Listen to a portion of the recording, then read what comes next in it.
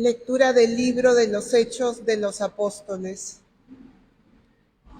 En aquellos días, un fariseo llamado Gamaliel, doctor de la ley, respetado por todo el pueblo, se levantó en el Sanedrín, mandó que sacaran fuera un momento a aquellos hombres y dijo: Israelitas, pensad bien lo que vais a hacer con esos hombres. No hace mucho salió un tal Teudas, dándoselas de hombre importante, y se le juntaron unos 400 hombres. Fue ejecutado, dispersaron a todos sus secuaces y todo acabó en nada. Más tarde, cuando el censo, salió Judas el Galileo, arrastrando detrás de sí gente del pueblo. También pereció y dispersaron a todos sus secuaces. En el caso presente, mi consejo es este: no os metáis con esos hombres, soltadlos. Si su idea y su actividad son cosa de hombres, se dispersarán, pero si es cosa de Dios, no lograréis dispersarlos y os expondráis a luchar contra Dios. Le dieron la razón y llamaron a los apóstoles, los azotaron, les prohibieron hablar en nombre de Jesús y los soltaron. Los apóstoles salieron del Sanedrín contentos de haber merecido aquel ultraje por el nombre de Jesús. Ningún día dejaban de enseñar en el templo y por las casas, anunciando el Evangelio de Jesucristo. Palabra de Dios. Una cosa pido al Señor, habitar en su casa. El Señor es mi luz y mi salvación. ¿A quién temeré? El Señor es la defensa de mi vida. ¿Quién me hará temblar? Una cosa pido al Señor, habitar en su casa. Una cosa pido al Señor, eso buscaré, habitar en la casa del Señor por los días de mi vida, gozar de la dulzura del Señor, contemplando su templo. Una cosa pido al Señor, habitar en su casa. Espero gozar de la dicha del Señor en el país de la vida. Espera en el Señor, sé valiente, ten ánimo, espera en el Señor. Una cosa pido al Señor, habitar en su casa. No solo de pan vive el hombre, sino de toda palabra que sale de la boca de Dios. El Señor esté con ustedes. Lectura del Santo Evangelio según San Juan. En aquel tiempo, Jesús se marchó a la otra orilla del lago de Galilea o de Tiberíades. Lo seguía mucha gente porque habían visto los signos que hacía con los enfermos. Subió Jesús entonces a la montaña y se sentó allí con sus discípulos. Estaba cerca la Pascua, la fiesta de los judíos. Jesús entonces levantó los ojos y al ver que acudía mucha gente, dice a Felipe: ¿con qué compraremos panes para que coman estos? Lo decía para tantearlo, pues bien sabía lo que iba a hacer. Felipe le contestó: 200 denarios de pan no bastan para que a cada uno le toque un pedazo. Uno de sus discípulos, Andrés, el hermano de Simón Pedro, le dice: aquí hay un muchacho que tiene 5 panes de cebada y un par de peces, pero ¿qué es eso para tantos? Jesús dijo: digan a la gente que se sienten en el suelo. Había mucha hierba en aquel sitio. Se sentaron. Solo los hombres eran unos 5,000.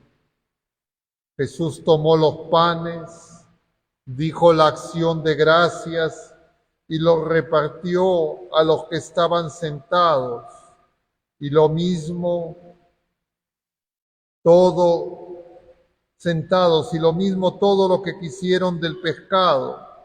Cuando se saciaron, dice a sus discípulos: recojan los pedazos que han sobrado, que nada se desperdicie.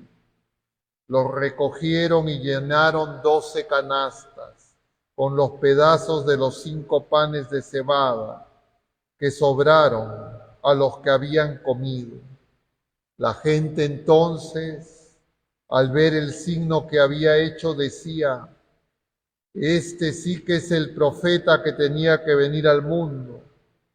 Jesús, sabiendo que iban a llevárselo para proclamarlo rey, se retiró otra vez a la montaña, él solo.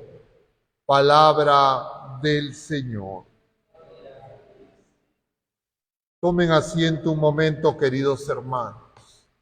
Estamos en esta segunda semana del tiempo de Pascua y estamos haciendo un punto de inflexión en la enseñanza de esta semana. Hasta el día de ayer hemos estado contemplando el capítulo 3 de San Juan. Hoy estamos empezando a contemplar el capítulo 6 de San Juan. La primera lectura estamos siguiéndolo, el libro de los Hechos de los Apóstoles, de manera continua. Y entonces uno tiene que preguntarse en qué consiste este punto de inflexión. Mejor aún, uno tiene que preguntarse cuál es la secuencia de la enseñanza que el Espíritu Santo a través de la Iglesia nos hace en el tiempo de Pascua. ¿De qué se trata este tiempo de Pascua? Y eso ya ha sido manifestado en estos primeros días de esta segunda semana, y podríamos decir, nosotros tenemos que aprender a descubrir en la fe que cada uno de nosotros, los bautizados, tenemos vida de Jesucristo resucitado. ¿Sabían eso? Que Jesucristo resucitado nos ha comunicado esa vida y que esa vida está en nosotros. Y claro, es así, sabemos que eso ocurrió el día de nuestro bautismo. Tenemos que descubrir que tenemos esa vida nueva, distinta a la vida natural que Dios nos dio a través de nuestros padres, y que esta vida sobrenatural, vida divina que hemos recibido de Jesucristo, necesita crecer, y para crecer necesita alimentarse. De manera análoga a la vida natural, la vida sobrenatural tiene que crecer y necesita alimento. Pero uno es el alimento en la vida natural, ese alimento perecible que consumimos todos los días, más de una vez, o no consumimos el alimento diario. ¿Sí? Y si uno no consume ese alimento diario es porque está gravemente enfermo. Pero si no, lo natural es que tengamos hambre. Y ahora se nos quiere presentar esa enseñanza que nosotros no espontáneamente tenemos hambre de lo sobrenatural. El hambre de lo sobrenatural se tiene que despertar y se despierta cuando crecemos en la fe, en la esperanza y en la caridad, que son los dones que Jesucristo nos ha dado desde el bautismo. Y entonces De eso se trata. Y se nos ha presentado este pasaje, capítulo 6 de San Juan, que relata la multiplicación, así es conocido este signo de los panes y los peces. En el Evangelio según San Juan, esta enseñanza nos va a dirigir directamente a la Eucaristía. Diríamos a la Santa Misa. Diríamos, yo puedo saber, vamos a mencionarlo así, yo tengo hambre de la misa, deseo la misa intensamente. Si no vengo a misa un día, yo siento que algo no está bien en mí. O puedo pasar semanas, meses, años, y si vengo a misa o no vengo a misa, da igual. O vengo casi de casualidad, porque de repente se presenta una ocasión, algún ser querido que ha partido, pido por algún difunto, algún matrimonio, o el cumpleaños de alguien, o una ocasión especial, un aniversario. Nosotros tenemos que saber que si tenemos fe, vamos a tener hambre de Dios. Pero cuidado, el hambre de Dios no es igual que una costumbre, porque yo puedo acostumbrarme a venir a misa, incluso puedo pensar que necesito la misa, pero busco más la misa como una psicoterapia, para sentirme bien, para fugarme un poco de los problemas del día a día, porque de alguna manera descubrí que en la misa encuentro tranquilidad, descargo todas mis ansiedades, y entonces para mí la misa puede ser una psicoterapia, un momento entre comillas de paz.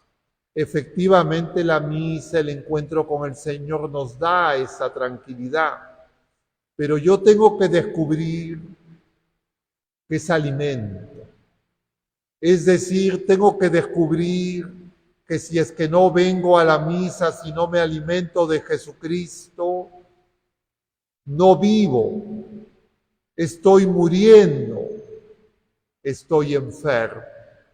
Así tenga salud física, así todo lo tenga entre comillas en la vida temporal bajo control. De eso nos hablan la primera lectura en este pasaje del libro de los Hechos de los Apóstoles y el Evangelio, y de esto nos habla también el Salmo.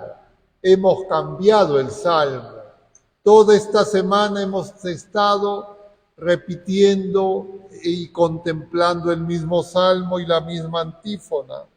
Si la afligido invoca al Señor, Él lo escucha, decíamos hasta el día de ayer. Hoy cambia. Dice, una cosa pido al Señor, habitar en su casa.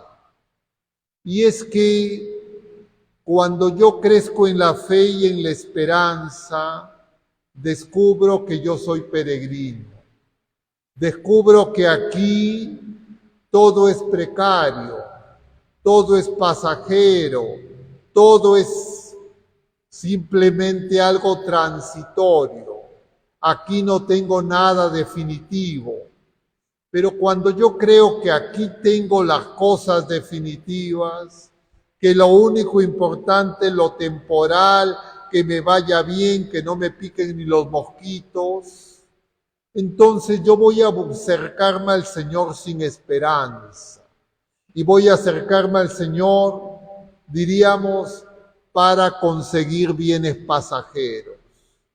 ¿Eso está mal? No, porque el Señor nos da los bienes temporales, pero es insuficiente. Y con eso yo lo que voy a caer en la trampa de querer manipular y utilizar al Señor. Es decir, yo me voy a fabricar un Dios a mi manera. No voy a crecer en la fe, sino voy a querer a Dios para que me dé todo lo que yo creo que necesito, emocionalmente, psicológicamente, materialmente, en salud, en el bienestar temporal. Es decir, no conozco el amor de Dios. Y es el amor de Dios el que va a purificar esa fe imperfecta y esas esperanzas vanas que hacen que muchas personas nos acerquemos al Señor. Más aún, lo común es que lo que tiene que ocurrir generalmente en las personas es que uno se acerca al Señor por un interés pasajero. Así empieza ese camino de peregrinar y de seguir al Señor. Eso le está pasando a los apóstoles. Eso también les pasa a las criaturas humanas y nosotros tenemos que darnos cuenta si nos está pasando. Si es así, significa que tenemos que dar un paso siguiente. Y vamos a tratar de sacar esa enseñanza de lo que hemos escuchado en la proclamación del Evangelio y en la primera lectura y también en el Salmo si da el tiempo. Vamos primero al Evangelio. Jesús los ha llevado a la otra orilla, es decir, quiere que cambien de mirada, es decir, quiere que crezcan en la fe. Eso significa cada vez que el Señor en su vida pública nos dice, y fue a la otra orilla, eso es indicación, tengo que ver algo que no estoy bien. Y entonces el Señor les empieza a enseñar y luego les dice para darles de comer. Él sabe, dice, lo que quería, lo que iba a hacer. Y hay más de 5,000 solo varones. Y entonces, ¿quiénes se acercan? Se acercan los 2 apóstoles que tienen nombres griegos. Andrés, que viene de Andrea, del hombre, y Felipe, ambos de origen por sus nombres griegos. Es decir, el Evangelio nos quiere hacer ver cómo una fe solo intelectual es insuficiente. Cómo, diríamos, el gnosticismo, el creer que tener fe es saber cosas, es una trampa si es que no crecemos y no es purificada esa fe. Y entonces viene ahí el diálogo de Jesús con Felipe primero. Y Felipe inmediatamente responde de manera práctica. Es decir, Felipe busca a Dios, a Jesucristo, por una relación temporal. Y entonces Felipe saca cuentas y dice, para dar de comer a esta gente necesitamos, dice, más de 200 denarios. Y aquí no tenemos eso. No hay dinero. Es decir, no alcanza las fuerzas humanas.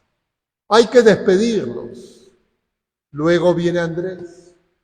Andrés aparentemente tiene las cosas más claras, pero Andrés le dice, acá hay un muchacho que tiene 5 panes y 2 peces, pero inmediatamente agrega, ¿qué es eso para tanta gente?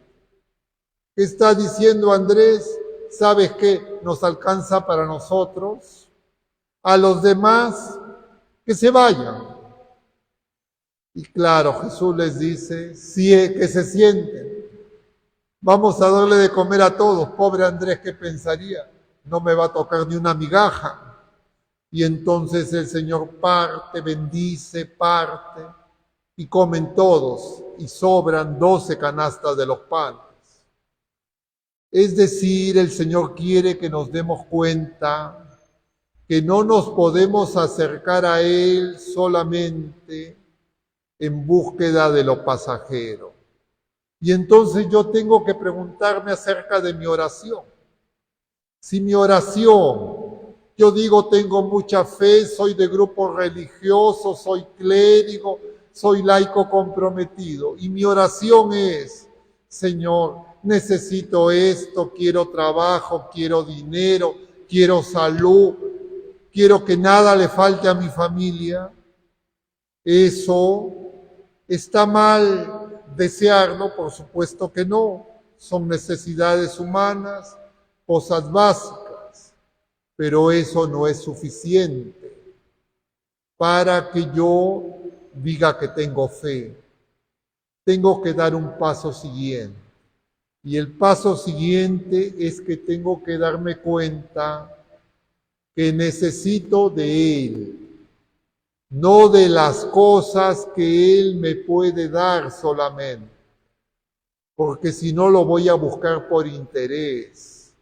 Y cuando yo lo busco por interés, fácilmente voy a caer en atajos, en otras maneras de utilizarlo a Él para alcanzar mi objetivo.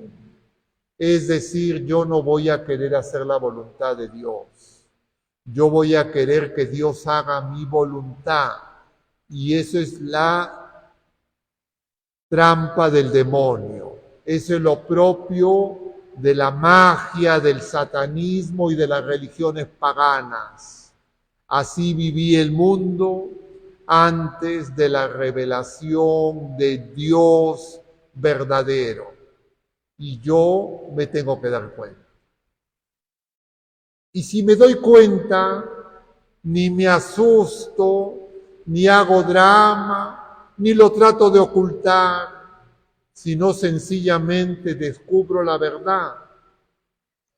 No tengo fe todavía, mi esperanza es vana, yo soy potencialmente un traidor.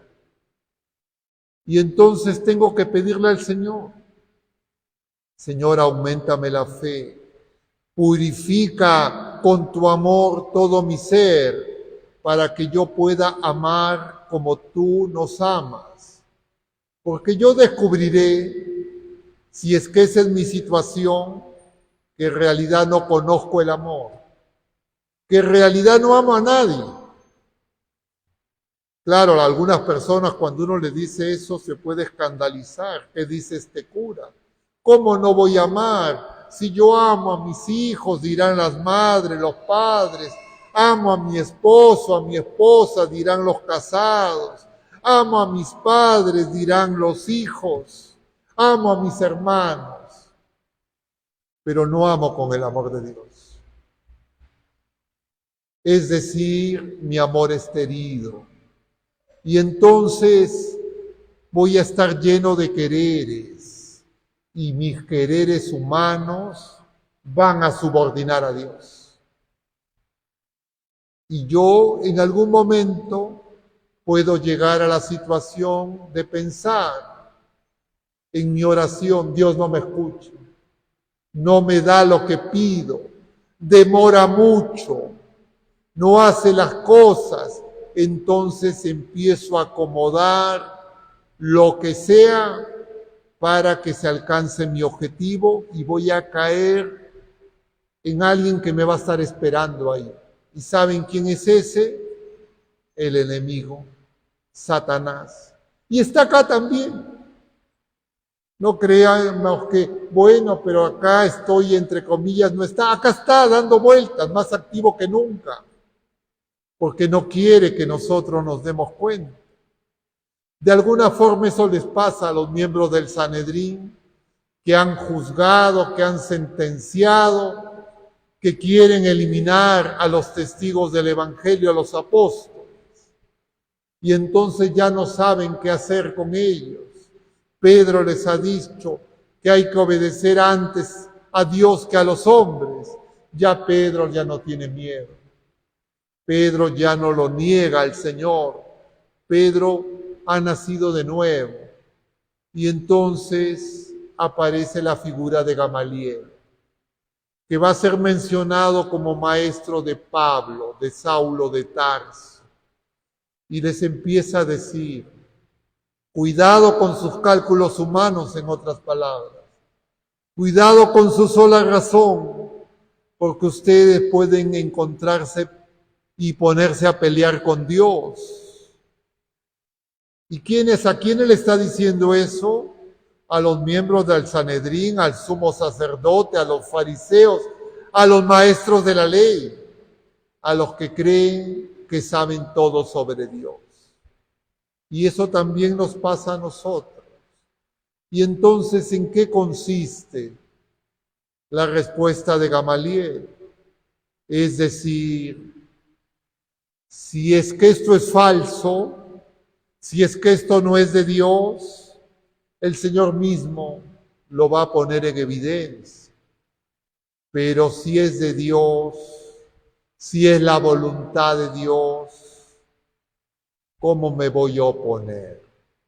Es decir, yo debo de amar que se haga la voluntad de Dios en mi vida, en mis familiares, en mi iglesia y en el mundo.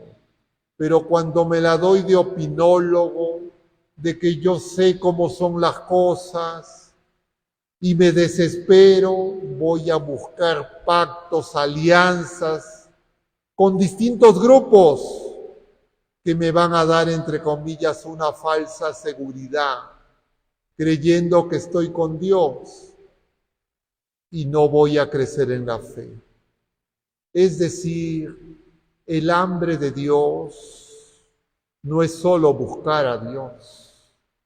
El hambre de Dios es desear que la voluntad de Dios se haga en nosotros, así no nos guste, así creamos que eso nos es incómodo, así pensemos que no nos conviene, como podría haber pensado Andrés. Y ahora, ¿qué vamos a hacer? Nos vamos a quedar de hambre. Queridos hermanos, la fe es don sobrenatural. Es Dios en nosotros, no es algo, no es simplemente una doctrina, no es simplemente unas prácticas religiosas. La fe es Dios en nosotros y Dios me tiene que mover. Y si Dios me mueve, yo voy a amar la voluntad de Dios. ¿Y cuál es la voluntad de Dios? Podría preguntar alguien. Que sea uno con Él, que sea santo, pero ninguno de nosotros sabe, ni la iglesia siquiera, cómo se hace un santo, porque no hay una tecnología para fabricar santos. Es la obra del Espíritu Santo, que el Señor lo comparaba diciéndole a Nicodemo y a nosotros es como el viento. No sabemos cómo sopla, en qué momento cambia. Pidamos pues al Señor que nos auxilie en su misericordia, que nos aumente la fe, la esperanza y la caridad para vivir la alegría de ser hijos de Dios. Que así sea.